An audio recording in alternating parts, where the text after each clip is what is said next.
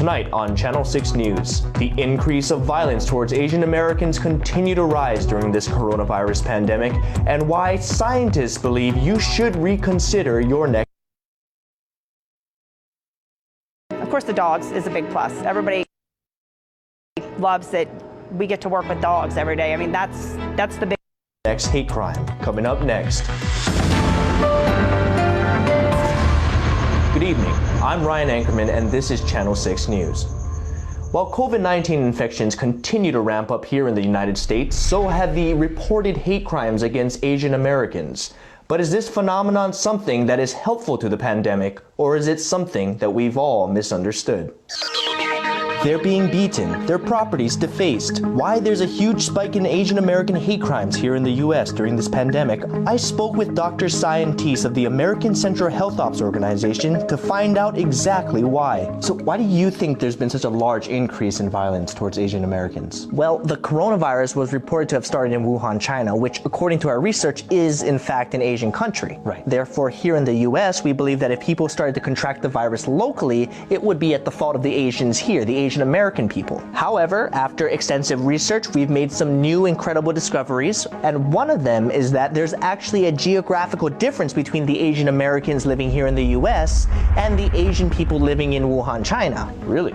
How big of a difference are we talking? About 11,640 kilometers, or a little over 7,200 miles. Wow, that is a great distance, and you are sure of this? My team and I have ran tests after tests on Asian Americans, and each time they come back positive for being Americans living here in the US and not in China. I mean, some of them have never even been to China. It's amazing. How is that even possible? That is incredible. You will not believe the things we're finding. I mean, we're starting to see patterns that not all Asian Americans are even Chinese. No. And with that new information, we wanted to see how people would react to this groundbreaking discovery, so we went to the streets, where I met Ray, one of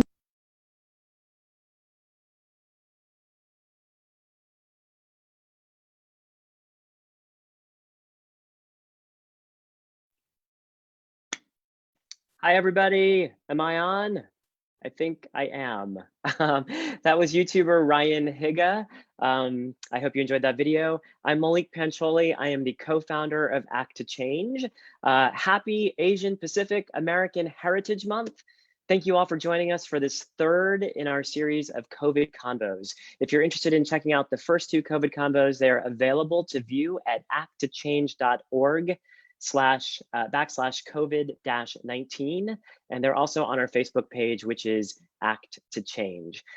Just a little housekeeping as we start this, this chat off. If you have general thoughts, please use the chat feature on here. Also take a minute to hop on there, introduce yourself, let us know where you're from, say hello to Jeremy Lin. If you have questions for later on in this conversation, please use the Q&A feature. We're going to be moderating those, and we will save time for Q&A later. I apologize in advance if we don't get to all of your questions. We will do our best. Before we hop in, just let me give you a little bit of background on Act to Change. Our mission here at Act to Change is simple. It's to end bullying against Asian American and Pacific Islander youth, and to foster a world where all young people can celebrate their differences. We were first formed in 2015 as a White House campaign under President Obama. Today, we are a national nonprofit that serves AAPI youth. We have a number of anti-bullying resources at our website at acttochange.org. We also rely on your support. So if you're able to make a donation of any size, we greatly appreciate it. For the month of May, we are doing a month-long giving campaign through GoFundMe. There should be a link going up in the chat box soon. If you're able to make a donation, it is fully tax deductible. So thank you. We all know that the outbreak of COVID-19, the coronavirus, has brought with it devastating consequences. And one of those is the alarming number of hate crimes and bullying incidents directed at the Asian American community. You can see just some of the reports here on this slide. The FBI has released a report warning of a surge in hate crimes against Asian Americans. They included a story of a 6-year-old and a 2-year-old being stabbed. We have seen reports of people being sent to the emergency room for physical violence, being sprayed with Febreze, or being chased down the street with disinfectants. not being allowed into stores, not being picked up by Ubers or Lyfts, being intimidated, having slurs yelled at them, and being cyberbullied. The online reporting forum Stop AAPI Hate has received more than 1,500 direct reports of discrimination against Asian Americans since it launched on March 17th. And we have so many more troubling stories listed on our website at acttochange.org that I hope you'll take a second to take a look at. The Asian American community and our allies have been responding to this hate in some incredibly positive ways. And we're gonna flip to a slide that has some of that as well. You guys all saw the video at the beginning of this broadcast. Ryan Higa, YouTube star, made it for his 21.4 million subscribers. The first ever tracker of hate crimes against AAPIs was launched. And professional basketball player Jeremy Lin has pledged $1 million to COVID relief. And we are so lucky to have him here with us today. He is zooming in from Beijing, where he is in training with the Beijing Ducks. And we hope that our conversation here today will open up discussions for all of you on ways to rise above the bullying and the hate. Now, Jeremy needs no introduction, but I'm going to give you one anyway. He's an American professional basketball player currently playing for the Beijing Ducks. During the 2011-2012 season, while he was playing for the New York Knicks, Lin led a winning turnaround that generated the cultural phenomenon we all know as Linsanity. He is the first Asian American to win an NBA championship, and he has been vocal about the bullying and racism that he has faced.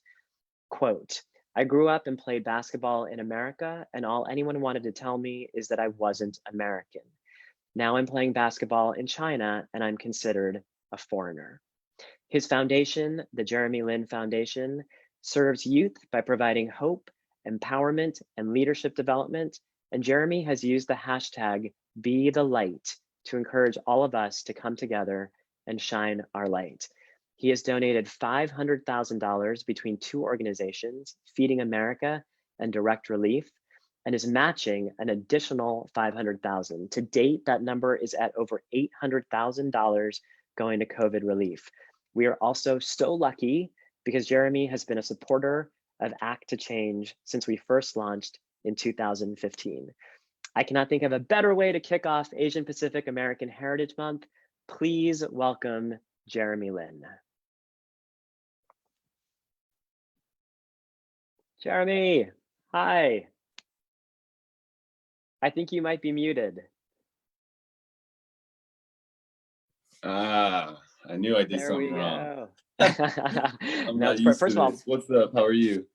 I'm good. I'm good. How are you? You guys, by the way, I just want everyone to know that Jeremy is zooming in from Beijing, so forgive us if there's any technical issues. But also, it is 8 in the morning on a Saturday there. Is that right? Yeah. Yeah. So thank you so much. Thank you so much for doing this. How are you? I'm good. I have practice in a couple hours, so this is cool. This is just getting up, making sure I get myself going a little bit, and other than that, I'm excited to talk with you and talk about APAHM and Act to Change and all that. And I think for me, it's an exciting time to be able to do this. At least it makes me feel a little bit connected to everything that's going on because I'm across the world. Well, thank you so much for being here. There's been so much excitement about you you tuning in. I think most of the people who have logged on today already know who you are, but you've obviously been a role model to so many young people, and particularly to so many Asian American and Pacific Islander young people. You dared to do something different. You're a pro basketball player. Can you just give us like a brief overview of your own journey and tell us about the obstacles that you faced pursuing your own dream and the things that you did to overcome them? Yeah, I grew up in Palo Alto, California, and I grew up there, and I never really thought I loved basketball, but I didn't think much of it. My parents definitely didn't. They were always in Chinese. They would say "不能靠篮球吃饭." It's like you can't depend on basketball to eat down the road, and so they always like pushed the student athlete thing, but they ended up seeing how much I loved basketball, so they were like, you know what, we're going to support you as much as you can. And so one thing led to the next. I ended up at Harvard and played there. And then I ended up being able to make it, going undrafted, but being able to make it to the NBA. And I played 10 years in the NBA. And then my 11th season right now, I'm playing in the CBA in China for the Beijing Ducks. And so that's kind of just a short snapshot of, or a quick description of kind of my basketball journey. But it's been a lot of fun. I still get to hoop every single day. That's amazing. Do you feel like as an Asian American pursuing an traditional career field that you had to work harder or had to face any kind of setbacks to be where you are today? Yeah, for sure. I mean, I think, being Asian American and pursuing an industry where it's not like an industry where there are few Asian Americans. I mean, it's an industry where there are no Asian Americans. Right. I mean, for the last 50, 60 years, 70 years, I think, there hasn't been an Asian American in the NBA. And so, honestly, it was tough. I remember, in high school, I was the California Player of the Year, but I didn't get any scholarships from any of the colleges across the entire U.S. And then, even playing well and winning a lot of awards in college and doing really well in the pre-draft and then going undrafted. And then, kind of always seen through my career that just in general, if I played well, I couldn't just do it once. I would have to kind of prove myself a little bit more. And then if I gave people like a reason to doubt, if I didn't show up and I didn't play well, that they would, kind of doubt or be like, oh, see, he's not that good. That would happen very, very quickly. And so I always knew that my leash was going to be much shorter than the average person. And that kind of put a chip on my shoulder to make sure that that I could try to be as consistent as possible. But again, that's the nature of the beast. And that's not, just because I'm Asian American. It kind of goes to anybody who doesn't look the part in any industry. And so it looks different everywhere, but specifically with basketball, being Asian American is definitely not something that will help me get more looks or more recognition. So obviously your career took a major turn when Linsanity happened. What was that like, and how did it impact your life? I mean, I heard you talk about having to sort of prove yourself, having to have like these repeat wins in a way so that people wouldn't think it was just like a thing. And then suddenly you become this national, international, even like star from these Linsanity games. And how did that change things for you? It changed everything. Like literally everything changed overnight. Back then I was sleeping on my brother's couch in Stuytown and walking to Papaya Dog and McDonald's to eat. And the next thing you know, it's like, there's paparazzi everywhere and I can't move around the city. Not only that, there's paparazzi chasing my grandparents in Asia. And there's, reporters showing up at my high school teammates' houses in California and unannounced. And it was just like, I can't even describe how scary and crazy it was. But I mean, it was something back then that I really tried to disassociate myself from, because I was like, everyone was trying to take me, Jeremy Lin, as a human into like Linsanity, this phenomenon. And also a lot of that within that whole change of everything, like I had to deal with a lot of other stuff too, with I guess just some of the consequences that I didn't understand that is involved with being in the spotlight. And so it took its toll on me. But as I kind of went through my career and grew as a person and grew in my faith in Jesus, like I was able to kind of refine myself, and that allowed me to not look back on it with almost like I want to avoid it or never call me Linsanity. Now I'm kind of more at a point where I'm fully able to embrace it and talk about it, and to talk about some of the issues or some of the things that I went through, some of the positives, many of the positives that I was able to go through, and also some of the things that I wish, things had gone a little differently. Yeah, I mean, that's such a fascinating perspective, because I know that for myself, like I wanted to be an actor at a very early age, and I would turn on the TV and or go to movies. I would never see anyone who looked like me, and so I felt like I had to sort of prove myself in a very similar way. And suddenly, with Linsanity, you became that face for any Asian American kid who ever wanted to go in sports. And so suddenly, you're being thrust, I think, into a position of having to carry a lot of stuff when you're actually just a person who's trying to like do a great job at the sport they love. I want to talk to you a little bit more about that later, because obviously you've taken that gift in a way and turned it into something so positive, especially right now. But I also want to ask you, you're in Beijing right now. I know that you were in the United States right as the coronavirus was kind of starting to happen, and then you went back to Beijing. Um, I believe that China's sort of starting to slowly come back to life. What is daily life like in Beijing for you right now? Um, yeah, life is definitely very much closer to what it was before. So right now, all the restaurants and malls, like the majority of them are all open.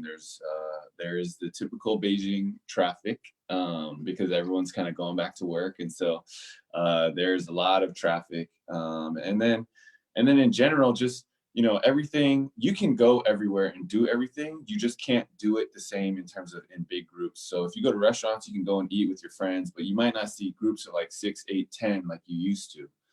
So right now they try to keep it in smaller, whether you eat with 2 people or 4 people or whatever. And then everywhere you go, you have this app and it tracks every single place that you've been to.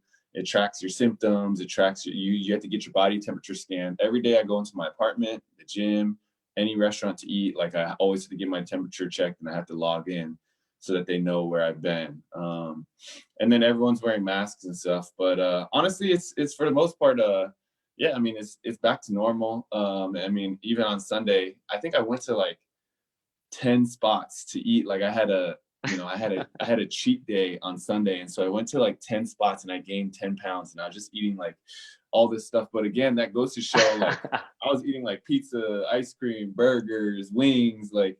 But that kind of goes to show you just the ability for me to do that and move around and go to these spots and grab all this food. Is like, yeah, things are definitely coming back to normal. Did you actually gain 10 pounds in a day? Yeah, no, I did. Oh my gosh. I cannot But even because they imagine. gave us vacation for a couple days, and so I went off the deep end and put on 10 pounds, and then I guess for me I can gain and lose pretty fast, so I was back to normal in a day or two. So that was but that was with obviously like I had to work out like 3 times a day for 3 straight days, and but no, it was just something fun that I wanted to do. That's amazing. So you talked about you hit 10 restaurants and you talked about having pizza, burgers, and ice cream, which I think feel like quintessentially American food. So I want to ask you, you've talked about feeling like a foreigner both in the United States and also in China. And I think this is something that a lot of immigrants and a lot of children of immigrants experience. And obviously right now, I think a lot of Asian Americans are being made to feel like outsiders in the United States, being made to feel not American, even though we all are obviously American if we are here. So can you talk a little bit about your own experience around that and kind of the feelings that came up for you around being made to feel different?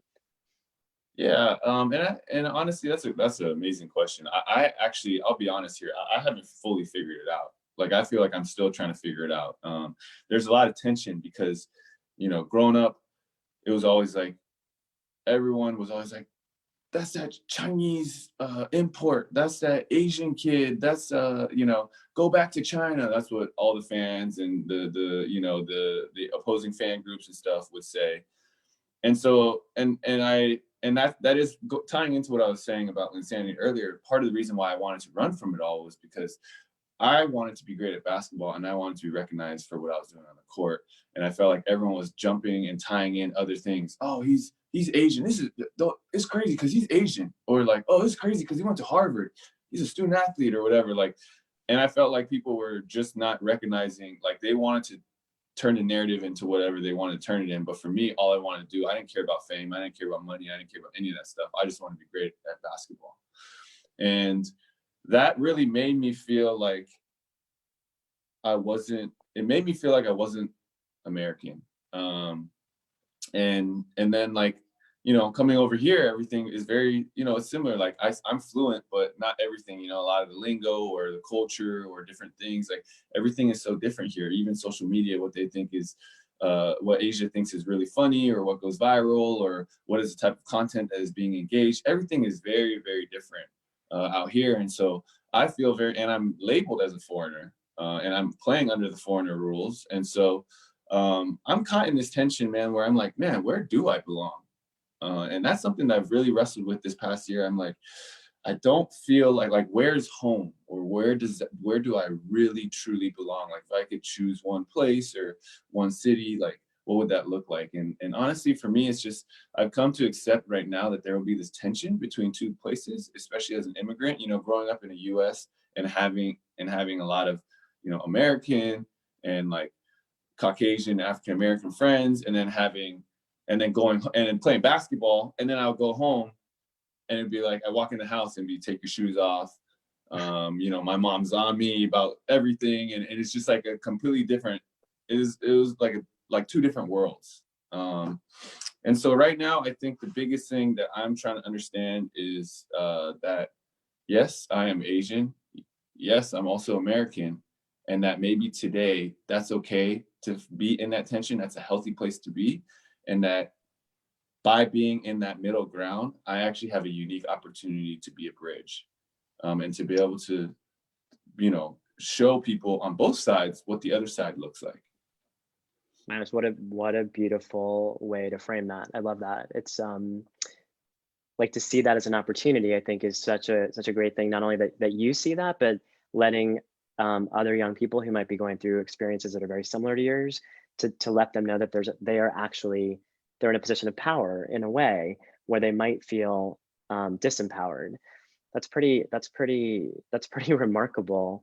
I do want to ask you though, like in those times where you felt like an outsider, were there places that you would turn to for comfort? For sure. I mean, for me, faith is really important to me. I mean, for me, no matter what happens, whether you want to talk about all the different elements of my story, at the end of the day, for me, what ended up helping me find myself was just my faith and knowing that I'm, you know, I'm a son of God, and that my identity is in there. And I think getting to that and having that foundationally, like, was such a cornerstone for me. And on top of that, then I also had my family too, and my family was there supporting me along the way. And a lot of times the biggest thing my family did was just you know, remind me and drive me back to God and remind me of my faith. And so you know, a big part of it, but definitely family. I mean, even along my career, I'll be very honest, like I tried to quit at times. Like I remember I emptied out my locker. I was with the Rockets at the time, and I emptied out my locker. I brought everything out, all my shoes and clothes, and I called my agent. I was like, I'm done. I'm done here. Tell him to let me go. And my family was with me in the hotel during that training camp. And they were like, and between them, my agent and my family, they're like, no, you got to go back. You got to go back for practice tonight. You can't just quit.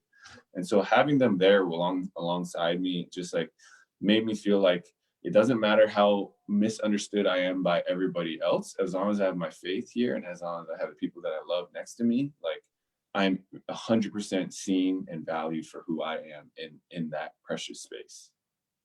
I love that. And I think, you know, everybody has their own sources of what that place is, but I think tapping into those things is so important, especially right now. And also I love everything that you said about family, because I think one of the things that at Act to Change that we try to do is to encourage people to build communities, you know, to not feel alone, especially if they're on the receiving end of slurs or physical violence or being bullied, to make sure that they build allies and that they they can have families, whether it's their actual family or another family around them to support them. Just speaking about that, I know you've talked about being called racial slurs, even at the height of your success, having people make Asian jokes about you. I think right now, we're hearing so many stories of people being called slurs or people having either microaggressions played out against them, or even just overt aggressions like physical violence. How have you reacted to either hearing these things or seeing these things in print? Like how did you deal with these things when they came up for you? Man, when they came up for me, honestly, when they came up for me, I didn't, I didn't really, it didn't really bother me because I was used to it my whole life. I would tell you what really bothered me is when I started reading about it and seeing about it happening to other people. You know, I've been called a chink, and I've been called, you know, all these things, you know, talking about people talking about my eyes. That whole thing has happened my whole life. And then even at the height of insanity, you know, there was a headline and it was chink in the armor. And honestly, that whole situation to me, I didn't even flinch. I was like, it's cool. This is everything I've grown up with.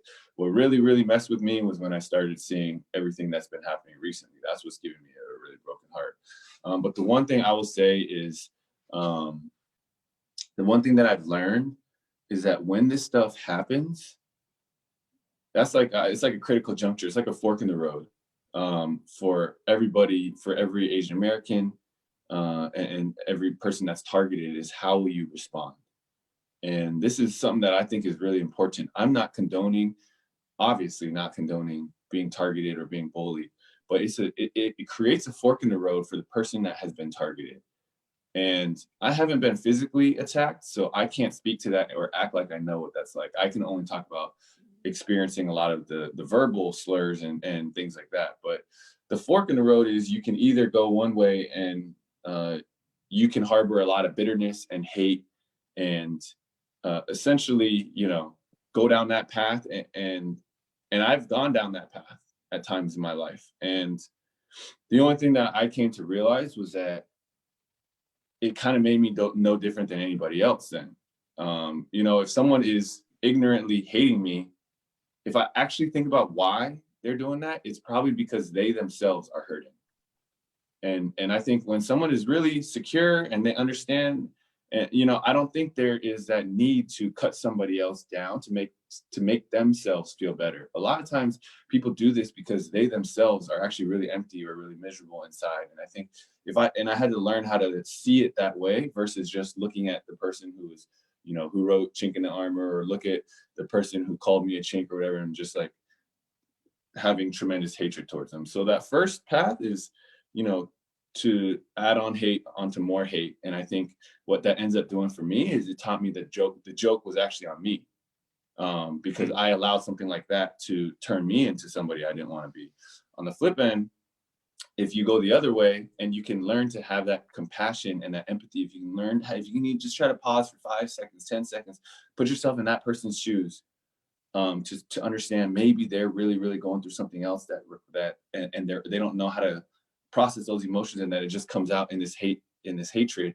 I think even that pause, I'm not saying you have to become best friends with them, but just even that pause to be able to catch yourself and the thoughts that you might be thinking could be the difference. So could be the difference between what you do and how you act going forward, and whether you can take that experience and turn it into something positive and turn you into a more loving, compassionate person. And so I think that's just something that I try to think about every time when I you know, deal with this. And even when I've been reading about this, my initial instinct is to go online and tweet or say something like ridiculous to stand up for Asian Americans, you know, but then I'm like, I have to constantly take myself back and be like, why? And that's why right now I have such a heavy heart, because it's like, not only are Asian Americans being targeted and being hurt, but there's so many people out there who are doing that to Asian Americans, and it's because they're hurt themselves. I mean, I think you bring up a really interesting point, because I think, you know, there's obviously an undercurrent of racism that has that the coronavirus has given rise to and allowed people to just expose a sort of hatred and negativity that we haven't seen in a while, even though it's always sort of been there. But then there's that other side of it, which is I think people are really afraid. There's a lot of misinformation. There's people mislabeling the name of this virus. And so when people don't have all the information, when they don't understand things, I think they also sometimes lash out at someone else because they need someone to target, they need someone to blame. So I appreciate you bringing that up. You mentioned the chink in the armor thing, and I know a little bit about that incident. That was the ESPN article, is that right? Yeah. And I think I believe that you actually sat down with the reporter who wrote that. Can you talk a little bit about that? Because I do think that, we've talked about this a lot on these conversations. What do you do when it happens? And I think, what do you do when someone is calling you a racial slur or intimidating you? And I think, number one thing that's come up is you have to protect yourself, your safety.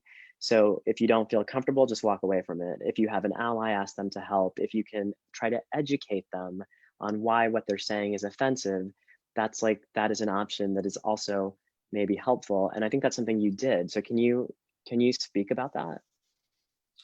Yeah, I mean, I think for me, that was just something that I felt like would be really powerful in the moment, and also something that I believe in it as a person. And again, a lot of that goes back to my faith and being, turning the other cheek and things like that. And I want to make a distinction here. Like when I'm saying, like, first things first, if your safety is in jeopardy, like, you need to protect yourself and make sure that you're okay physically. But like, I think in other situations, it's almost like you kill them with kindness, and it's like, look, I'm going to make sure I do everything I can to help educate you on what an Asian American can be, or who an Asian American can be, and I'm going to show you that. And so maybe by doing that and being kind towards you and having a conversation with you, maybe that will shift your perspective on who you think Asian Americans are. And not every single person will be receptive, but that's okay. That's not on you. You can't control their reaction to it. You can only control what you do. And I'm not saying be a doormat, because that's kind of what I thought for a while. I was like, oh, I'll just be a doormat. Everyone step on me. Like, no, it's not that. Like, I think there's a way that you can stand up for yourself, but at the same time, do it in a loving way where if you are able to find that balance and do both, no matter what the reaction is, whether it's positive or negative from that person, you can hold your head high and be like, look, I did what I needed to do. And maybe it wasn't today, but maybe somewhere down the road, I planted a seed that eventually will, create a little bit more compassion in this man or woman's heart. That's beautiful. And I think, one of the things that we're trying to do as an organization is educate other people. And, it's why we're compiling all these news stories on our website. It's why we're encouraging people to go to read about them, to understand what the issues are. And I think that's exactly what you're talking about, is to say, I'm not just this one thing that you want to hate. I'm actually a human being with all these other sides. And in the end, I think that we're all innately human. And so that connects us.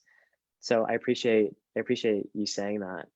I want to ask you kind of a personal question just for me. So I was like a theater kid growing up, and often got made fun of for that in school, for liking theater and stuff. But I did find in my theater community, and like doing community theater and hanging out with the other actors, and that there was also a sense of comfort and a sense of belonging that was there. You've played with so many teams over many years. Have your teammates historically been allies for you? Have they posed challenges to you? Has being a part of a team helped you deal with any of the issues that you've been talking about? For sure. I've never had a teammate.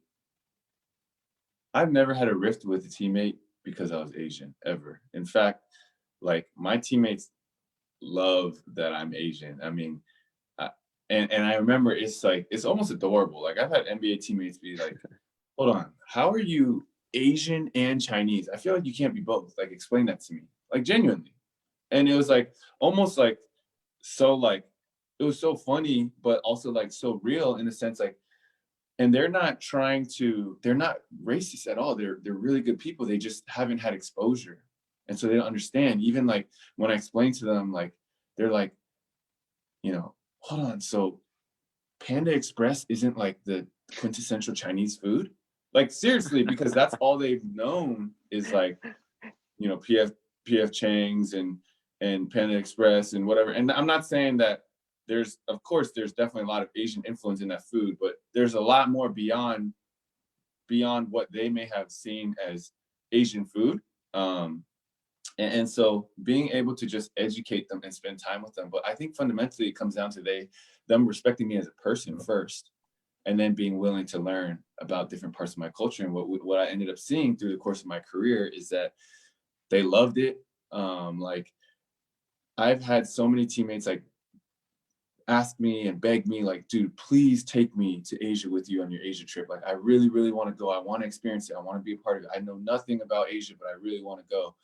And like, they saw, I try to bring over one teammate every year, and they saw some of the things we were doing, and it ended up being like, now it's like there's always people every year being like, can you bring me this summer? I've had even people in the NBA that I have never even spoken to in the middle of a game be like, I saw what you did. I saw you brought David Lee or Steve Novak. I saw that you brought so-and-so over. Like, can I come with you? And I'm like, matched up against this guy, like in the middle of a game playing against him. I'm like, yeah, well, let's talk about this later. Like, what's going on here? And so I think actually, like, again, it's just respect from human to human will allow them to want to get to know you more, and vice versa. And I can say the same thing for me. Like, before, you know, when I was young and I didn't have any African American friends, like, all I knew about was what I saw from, you know, media, or all I knew about was what I saw from movies. Like, you know, I loved Rush Hour and the Rush Hour series, and it's like, that's all, you know, when I was really young, that's all I knew. And then I started meeting a ton of my African American teammates, and I was just like, and now, like, some of my best friends are African American, and it's amazing just to be able to, you know, see, like, I go over to their house for a meal, they come over to my house, and it's just amazing to kind of see the blend. But that's the beauty of America, right? You have the opportunity to do that. Well, so speaking of bringing different cultures together, I know that you've talked about how we should all be in this together, and the concept of allyship and having allies is really important.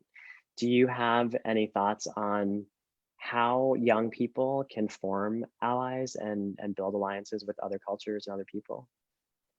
Yeah, I think the first thing is that it has to start internally.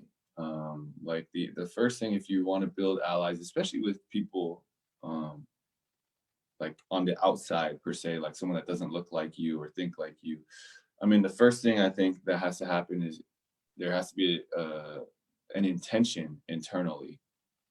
And I think it's like, the first thing I would suggest is to think about ways that you can make it about other people or get to know other people, and not about yourself. Because if you go into something trying to figure out what that person can do for you, or what that person should learn about you, then I would say it's probably not going to be successful. And so to really build a bridge and to really be an ally, the first thing everyone has to do is to look outward and not inward. And so that's, you know, spending time asking questions, and or taking that first step. And it might be awkward or whatever, but again, that has to come from you to be able to go and do that. And then and that would be the catalyst for it. And so I would say definitely the first step is to internally get your place where you can look outward. And when you do that, I think when I've done that in the past, one thing that I've always kind of just seen is that, like, man, everyone is so willing to talk about themselves. Like, if I ask someone questions, like, I might just ask questions and I might sit there for an hour and not say a word other than like a follow-up question. But I think what ends up happening is I learn so much about them, and then they're like, oh, well, what about you? And I think that by just even sitting there and listening, or sitting there and taking that first step, that's a sign of humility. And honestly, I think that goes a long way. I think people are wired to love and be loved. And if you do that, and if you, but again, that has to come from just this internal place where you're like, hey, it's not 100% about me. I want to get to know somebody else. It's like, that's so beautiful. You make such a good point about being interested in others. And I think there's there's a history of, I think, marginalized communities sort of feeling like there's not enough. And so we all have to like protect our own and fight for just these little scraps at the bottom of a barrel. And that has allowed other groups to divide us. And what I think I'm hearing you say and say so beautifully is that if we're actually just interested in other people, we can all come together and then we won't be so divided. And I hope that there's a lot of young people who are tuning in today who will remember what you said about just asking a question and then listening for an hour, because people do want to share their stories. And if we're just like open to listen, how incredible is that? I want to save a little time to get to some audience Q&A, but I want to ask you about Be the Light. I want to ask you about Feeding America and Direct Relief. You have used your platform to give $500,000 to in matching other contributions, raise another over, I think 300,000. I think you're at over $800,000 now for COVID relief. And those organizations they're responding to the coronavirus in the US, is that right? Yeah. Feeding America, but you also directed funds to Wuhan as well. So I want to just ask you about your philanthropy right now. If you can tell us a little bit about these organizations, what compelled you to lift them up, and why philanthropy is so important to you right now. Philanthropy is important to me. Man, I'm sorry to be repeating myself, but again, it's my faith. Receiving Jesus' unconditional love gives me a lot of freedom to be able to go and spread that love to other people. That's genuinely where it's coming from. It's not about me wanting to be known as a philanthropist or anything like that. It's just I've been loved, I've been given so much, and I'm willing to give to other people. And again, I think for me specifically with Be the Light campaign, the reason why we chose Feeding America and Direct Relief is because right now 2 of the most pressing issues are meals and PPEs, and it's that simple right now in terms of trying to get as much equipment and food for people who are just trying to survive. And the thing about this campaign that I've started is, I think it's easy, or I think the cheap thing to do is to just do a one-time big pledge, or to match or whatever, or just to do it for a week, or just to do it one time. And my team has challenged me a lot on this. It's like, no, the cheap thing to do is just to be like, here's some money to an organization. You guys do a great job. And then and that's it. Actually, but what we plan on doing is, and this is a shout out to my team too, who's doing all the research and doing everything. They're creating this campaign based on how the effects of COVID will end up turning out. And so I think one thing right now is we're focused on PPEs and meals, but as everything and the effects of COVID continue to turn and change society, this campaign is also going to change. And so we're going to highlight other organizations as well. We have, we're going to highlight upcoming organizations that are doing great work in specific areas. And one of them may be about, water and clean water, and another may be about something else, and another may be about AAPI hate and stuff like that. And eventually, I think what we're going to do is turn it into, one thing that we're seeing right now is a lot of nonprofits are no longer in existence because of COVID and because of lack of funds. And so that will be an issue. And that's maybe not the most prime issue right now, as we're still trying to flatten the curve. But eventually that will be a huge issue, is what about all the people that these nonprofits were serving, and these nonprofits are no longer able to function or be in existence?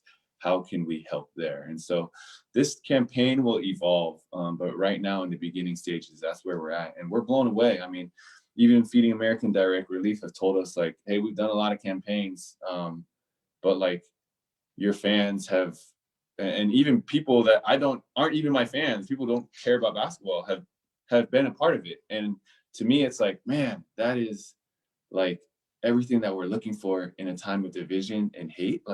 The fact that so many people have rallied around us and are able to do that is amazing. If people wanted to donate, where can they go to do that? One sec. No worries. It's your 8:45 in the morning. 我等一下发信息给你。I think I ended up going to. I went to the ER yesterday because I was having some stomach gastrointestine something. There's something with my stomach. So I think my trainer is just checking in on me to make sure how I'm doing. But uh How but are you doing? Are you doing okay? I'm okay. I'm okay. It still hurts, but it's not a big deal at all. This, me doing this act to change thing, I don't even feel it anymore. It'll hurt. It'll hurt after I'm done with this. But Well, no, hope. it was not the pizza and the burgers. That was like 5 days ago. That's, Well, I hope you feel better what was the soon. question? If people want to give to the Be the Light Oh, right. campaign, where can they do that? And if someone So from our team can put this in the chat, that'd be fantastic. Cool. Yeah, no, I appreciate that. It's covid.jalen7.com. The other thing is on my Instagram, Jalen7. On my Instagram, I'm constantly giving updates, and we haven't figured out how the campaign will evolve because we're still monitoring everything. But like it will continue to evolve as society evolves, and so I will continue to post updates there. Fantastic. Jeremy, and I know you also have a foundation, the Jeremy Lin Foundation, that serves young people. So right now, I think there's a lot of young people who are probably feeling isolated, feeling alone. Obviously, in our communities, a lot of people are being bullied. I want to ask you if you just have any messages you'd like to send to a young person who might be experiencing bullying. And also, just to keep in theme with the service you're doing, do you have any thoughts on ways young people can be engaging in service and philanthropy? Yeah, I think for all the young people out there who are experiencing bullying, the biggest thing I would say is never let somebody tell you who you are or who you aren't. Never let them tell you what you can or can't do. Anybody who's been bullied or is experiencing bullying, that bully probably knows nothing about you. They probably know very little about you. They might go to school with you and they might see you every day, but they know nothing about you. They know nothing about your family. And even if they did, they still don't know many things about you. And I had to wrestle with this where like eventually I started to tune out the voices of the people that weren't in my life. And I think that is so important. It's like never let somebody tell you what you can or can't do. If I did that, I would have never been able to play basketball even at the high school level. And I'm not saying it's all because I did an amazing job. It's because actually there's a whole bunch of people who are trying to tell me what I couldn't do. But then there was only a select few people that really, truly knew who I was and truly loved me. And they continue to tell me what I could do and who I am and what I'm capable of. And I think that love that I can experience from the people that I trust and are close to me should be so much more impactful and should be so much bigger of a voice than these outside people who know nothing about you. And so I think like, when they come at you, it's like almost like a drop of water. But when you have your family who is like, or your friends who are telling you what to do, it should feel like you're under a waterfall. Like that to me is like, if I could draw an analogy of what it should feel like, it's like one speck of water touched me. It's like, cool, like, see ya.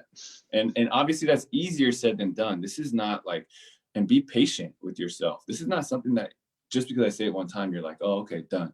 Speck of water, waterfall. No, it's not like that. It's like, it takes a lot of effort and it takes a lot of internal wrestling, and be okay with the emotions that you feel. Process those emotions that you feel, the anger, all of that. Like, don't just be like, ignore it. Like, process it, go through it, be okay with it. And that would be my biggest advice. And for young people too, one thing that you can do, like, I'm not asking every young person to donate money. That doesn't make sense unless you're somehow like, killing it financially. But like, I think what you can do is just, the first thing you can do that I'm encouraging everybody, if you don't know what to do, first thing you can do is stop yourself from posting hateful comments, one way or the other.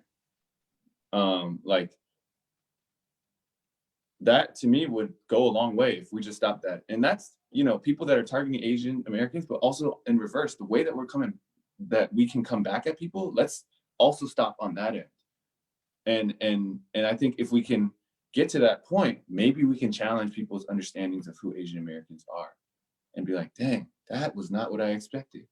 wow, that was extremely kind. And so that would be one way, and or get to know somebody that you is outside your comfort zone. It's beautiful. I hope hopefully everyone will remember speck of water, waterfall, even if we can't put it into practice right away, or it takes time to really understand it. What a beautiful image that people can walk away with from this conversation. I do want to ask you some. We have a number of questions from the participants, so I wanted to ask you some of these. Here's one question that came in that says, after making it to the NBA, did the front office of any of your teams develop any programming to help drive a more inclusive culture? And were any of those which approaches of those were impactful?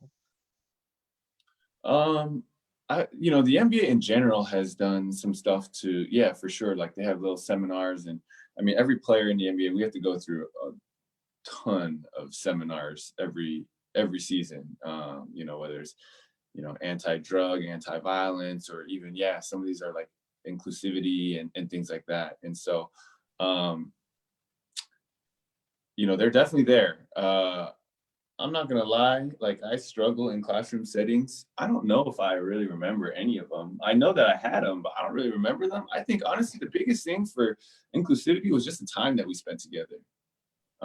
Like that was the biggest thing. Like you get on the court, you might get upset at each other, teammates may want to fight, but then you turn around and you have dinner that night and you bury it. And like those things, I mean, those things are so valuable. It's like actually walking through life, actually going through the conflicts and then coming out of those conflicts.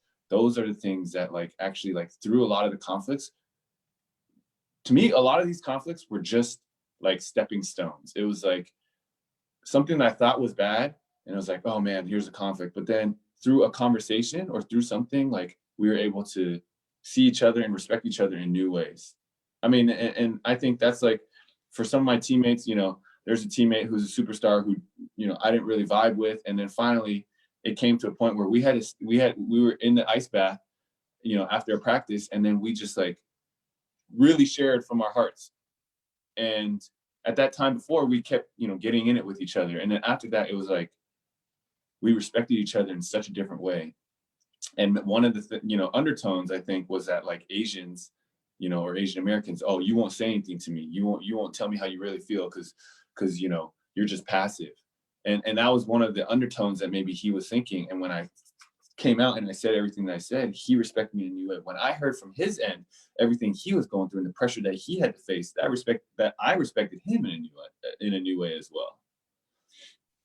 That's fantastic. I feel like you kind of maybe spoke to this a little bit in that story, but we had another question that said, do you have any personal stories of being bullied overtly in the NBA? And how did you address it? Was it just with a teammate? Did you go to leadership? How did you deal with that?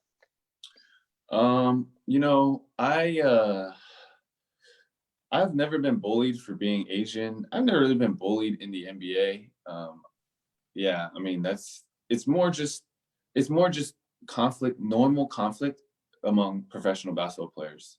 And I think, but in those situations, again, I think it comes to a place where if I'm only carrying hate and bitterness, I don't have any more space to be able to have room for empathy and compassion.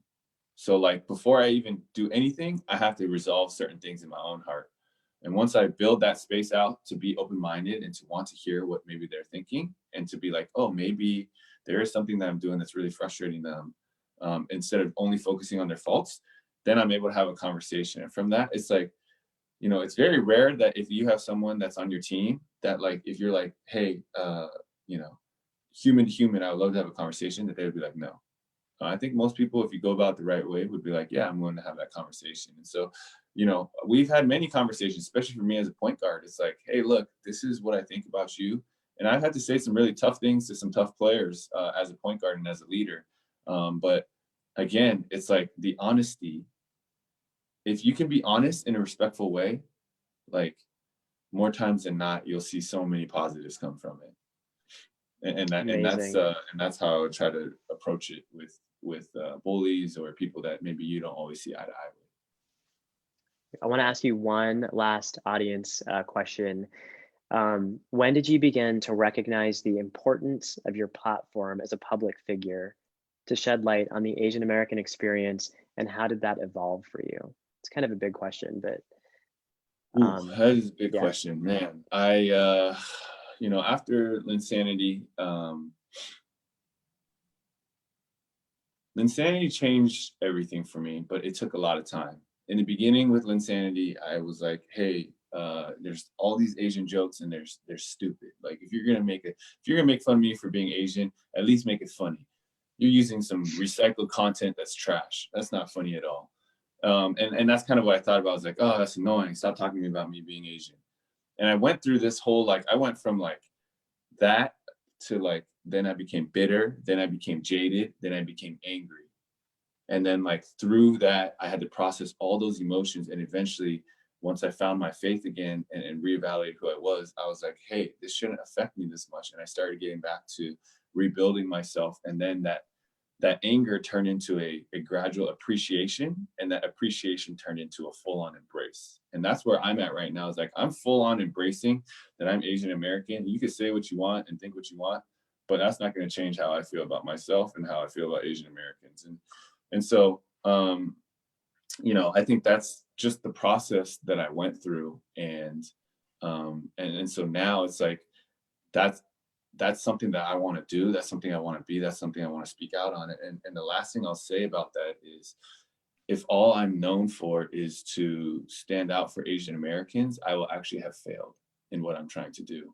When I say be the light, I'm not saying be the light only for Asian Americans. I actually think what Asian Americans need to do, first off, yes, we need to unify and we need to have solidarity and we need to defend ourselves and stand up for ourselves. That is 100% extremely important. That's what I'm doing, and we're trying to do at least. But the next thing that we need to do as a minority group or as an oppressed group is we need to start understanding what is going on with other oppressed groups and start standing up for them as well.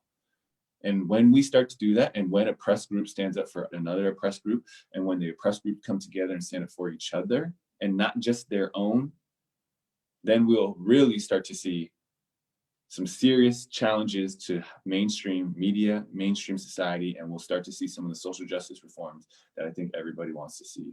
And so that is the long-term end game. We have to be realistic with ourselves. We cannot, as Asian Americans, only care about Asian Americans. Let's start here for sure. And I'm right here with you. I'm gonna take every step with you. But eventually, as in a minority group, we have to start understanding and standing up for other minority groups too, and vice versa. Thank you for saying that. Thank you so much. We had over 60 questions come in today. Obviously, we're not going to get to all of them. I apologize. But I do want to close out with one thing, Jeremy. We end each of these COVID convos with something that we call the kindness table. And we envision this as a place where teachers, students, parents can come together and do one thing today that is an act of kindness. Because we truly believe, and I've heard you say this so many times, but that kindness is an antidote to hate. So if you could just offer one thing that someone at home can do today, that's an act of kindness for the kindness table, that would be incredible. Man, the thing I would say is tell your family, or tell the people that mean the most to you, tell them that you love them. And the reason why I say that is because, you know, growing up Asian American sometimes is a little bit awkward. Like my parents weren't always the most expressive with things like that. And even with my brothers, I love them so much and they knew that, but I didn't say that to them until I was like 20, 21. And now we say it all the time and it's not awkward at all. But that's something I would say is like, hey man, go up to your parents or go up to your brother or your sister and just tell them you love them. Like, and if that's normal for you, then cool. That's still an act of kindness. You can do it. But if it's not, then that's a big step. But I highly encourage you. That's like one of the best things you can do. Once that, and now me and my family, we say it normally, and it's not a big deal at all. But like, man, it's true. We got to let them know what we have this time. So that was what I would say. That's such a beautiful way to close out. Please, if you are at home, tell the person that you're at home with that you love them today. I want to offer up a kindness thing. As always, mine is to take a minute to visit acttochange.org and take the pledge to stand up to bullying. I mentioned before that for May, we're doing a month-long giving campaign through GoFundMe.